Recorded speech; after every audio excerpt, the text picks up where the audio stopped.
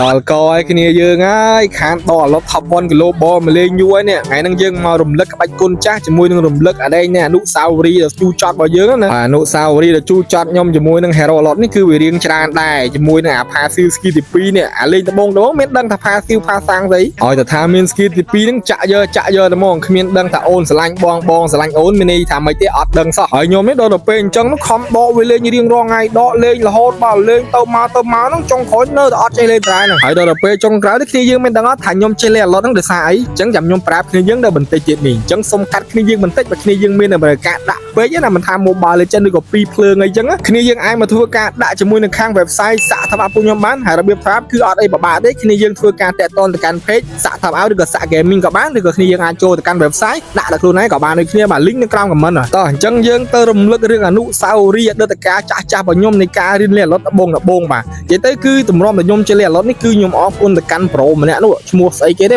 ដៃរុកគូតណាឬក៏ស្អីខ្ញុំភ្លេចឈ្មោះគាត់បាត់តែដឹងតែគាត់ play ជា Lot អីចឹងណាហើយការហ្នឹងខ្ញុំលេងម្នាក់ឯងមកលេង solo ចឹងណាហើយខ្ញុំដក Lot ហ្នឹងមកលេងហើយគាត់គ្នាយើងដឹងស្រាប់ហើយ play ជា Lot គឺដឹង passive ដឹងអីញ៉ៃច្រើនជាងខ្ញុំតែខ្ញុំរៀនលេងដបងមានដឹងស្អីដូចនិយាយតាំងដើមមកចឹងសូម្បីតែ passive ហ្នឹងអត់ដឹងផងចឹងហើយការហ្នឹងខ្ញុំលេង solo ខ្ញុំដក Lot មកលេងខ្ញុំ first pick ណាហើយដល់ទៅពេលគាត់ហ្នឹងគឺអត់បានលេង Lot ទេហើយចឹងទៅខ្ញុំក៏បានលេង Lot តាមបំណងរបស់ខ្ញុំចង់លេងអញ្ចឹងទៅដល់ទៅពេលអញ្ចឹងគាត់អត់មានអីលេងគាត់លេងណាចឹងហើយ game យើងក៏រលូនទៅតាមលក្ខណៈតាមធម្មតាតាមធម្មជាតិអីចឹងណាហើយអញ្ចឹងទៅគឺខ្ញុំដើរតាម lane នីមួយរៀងខ្លួនហើយដល់ទៅពេលថ្ងៃហ្នឹងខ្ញុំលេងកាកខ្លាំងមែនទែនបាទ3នាទីខ្ញុំងាប់6ដងហើយអញ្ចឹងតាំងគេតាំងយើងទ្រាំមិនបានណាដូច pro អីឈ្មោះដៃរុកគូតណាស្អីហ្នឹងគាត់ខឹងដែរគាត់ play យក Lot ដែរគាត់មិនលេងកាកដល់ម្លឹងទេដល់ទៅពេលអញ្ចឹងគឺយើងដឹងមិនហីបានខ្ញុំភ្ញាក់ខ្លួនតាប់ពីថ្ងៃហ្នឹងមកដល់ឥឡូវគឺដោយសារតែពាក្យមួយម៉ាត់ដែលគាត់និយាយមកកាន់ខ្ញុំថាអាត្នោមងាប់ពីលេង Lot គេមិនលេងចឹងទេហើយខ្ញុំគាត់ទៅលឺពាក្យហ្នឹងភ្លាមម៉ែធ្លាក់ថ្លើមនោះដល់មេជើងគ្នាយើង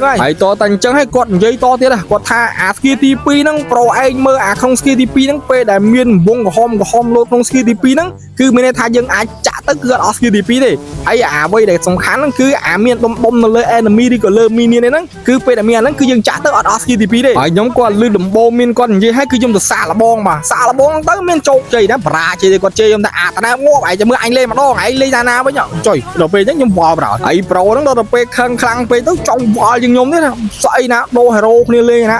មើលតែធ្វើដូស្អីរបស់របរខាងក្រៅអាហ្នឹងតែពីឲ្យមានដូអីកើតមិនអញ្ចឹងហើយដល់ទៅពេលសម្រាប់សម្រួលចុងក្រោយហ្នឹងអាឡុតរបស់ខ្ញុំហ្នឹងគឺងាប់ចង់8ទៅ10ដងម្នាក់ឯងហើយដល់ទៅពេលចប់ game ហ្នឹងគាត់ចូលមកឆាតណាកន្លែង profile ខ្ញុំឆាតដាក់ថាអាតាណាងាប់អញ្ចឹងគឺចប់តែប៉ុណ្ណឹង